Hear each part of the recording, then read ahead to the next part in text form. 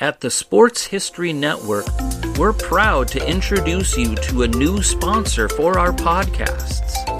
It's Home Field Apparel, your premium collegiate apparel brand right out of Indianapolis. They've got incredibly comfortable t-shirts, plus they're officially licensed with vintage college designs. They have over 150 plus colleges available now and always adding more. Homefield digs through the archives and history of your school to find unique logos, mascots, and moments to make thoughtful designs for your school. When you shop today, new customers can get a 15% discount off their first purchase using the promo code SPORTSHISTORY at checkout. You can learn more at homefieldapparel.com. Now it's time to take a sports break, a look at sports history on a daily basis. Hello, my friends in sports history. This is Darren Hayes of the Sports Jersey Dispatch Podcast. Welcome once again to your sports break this day for September 6th, as we cover some of the greatest events in sports history that happened on this date, as well as the athletes that performed them and the uniform numbers they may have worn.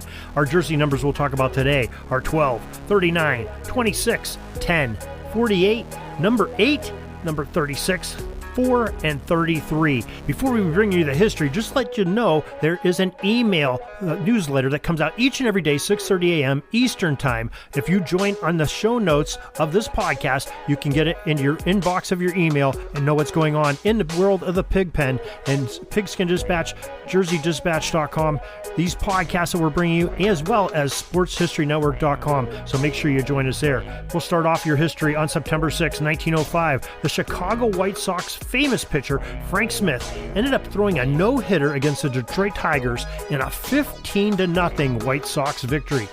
September 6, 1945, the A's catcher Greek George, number 12, ended up punching an umpire named Joe Rue and ended up getting suspended from the American League because of that. Kind of a tragic story there indeed.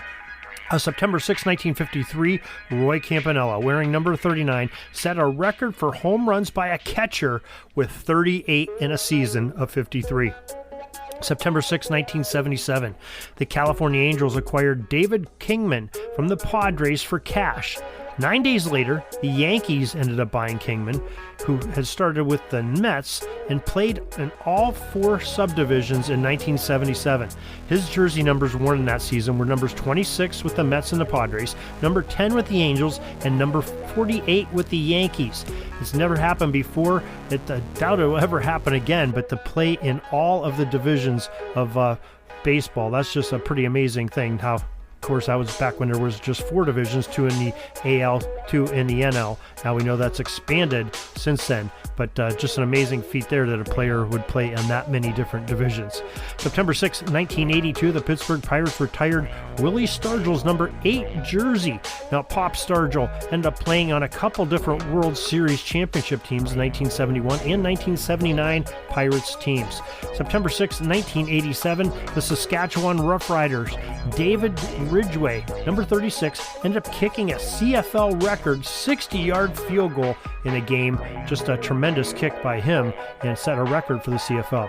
September 6, 1995, Cal Ripken Jr., the Iron Man, number 8, broke Lou Gehrig's number 4 of the Yankees record. He played in 2,131 straight games for Cal Ripken Jr. That is why he is the Iron Man, a record that's going to be hard to be broken in the future. Of course, we said that about Gehrig's, and look what Ripken Jr. did.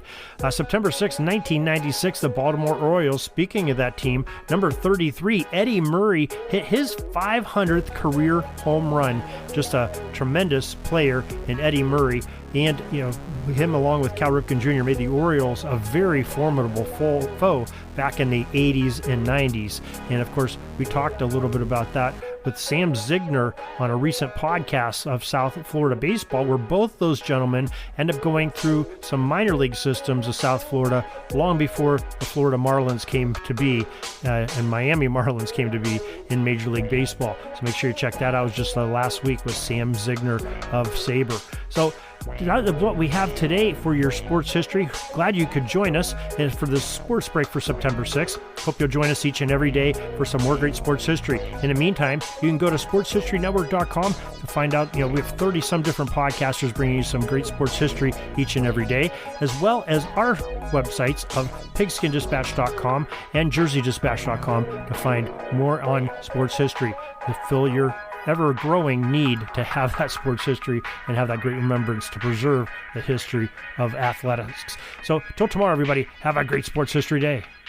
Sorry, but my pitching coach just called timeout and he's coming out to the mound. I think I'm going to get yanked for a reliever. We'll see you back tomorrow for some more great sports history on Sports Jersey Dispatch Podcast.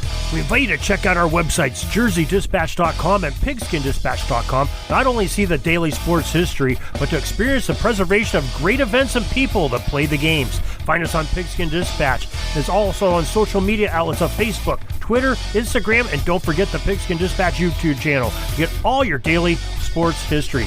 Pigskin Dispatch is happy to be associated with the Sports History Network, the sports headquarters of yesteryear, found at sportshistorynetwork.com. This podcast is part of the Sports History Network, your headquarters for the yesteryear of your favorite sport. You can learn more at sportshistorynetwork.com.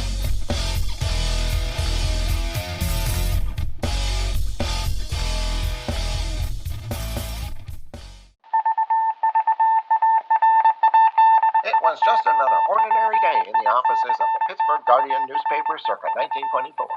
But for Marla Delft, assistant editor, everything was about to change.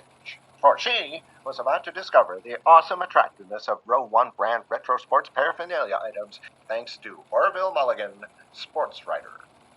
And there it is. Wow, Orville, that's really the bee's knees. Isn't it just? A poster-sized replica of the actual 1909 World Series program cover. I can see that. But where did you get it? And where'd you get it framed? I ordered it from the Row 1 website, where over 6,000 items of sports memorabilia from the 1880s to the 1990s are available for reproduction in multiple sizes and in several different materials, with over a dozen styles of frame to choose from for prints like this. Well, I'm sure Mr. Delft would love to put up more of these in the office. But I'm equally as sure they're beyond this newspaper's budget. Not at all, my dear Marla. See for yourself. Go to sportshistorynetwork.com/row1. sportshistorynetwork.com/row1. Oh my, these are good prices. Oh, and look at this stuff. Oklahoma-Nebraska football, college basketball art, Michael Jordan items. And so retro it was that sports Marla Delft advertisement discovered the placards. splendiferous magic of Row 1 sports memorabilia, arts, and prints. You can too by visiting sportshistorynetwork.com/row1. That's ROW1 today for access to the full Row 1 catalog of gallery prints and gifts like t-shirts, long-sleeve shirts, telephone cases, coffee mugs, blankets, pillows, towels, and even shower curtains. Act today for a 15% discount off all prints with coupon code SHN15 and 20% off all other items with coupon code SHN20 at checkout. And keep your dial locked to the Sports History Network for the exciting chronicles of the 1920 sports world in Orville Mulligan, sports writer. Coming soon.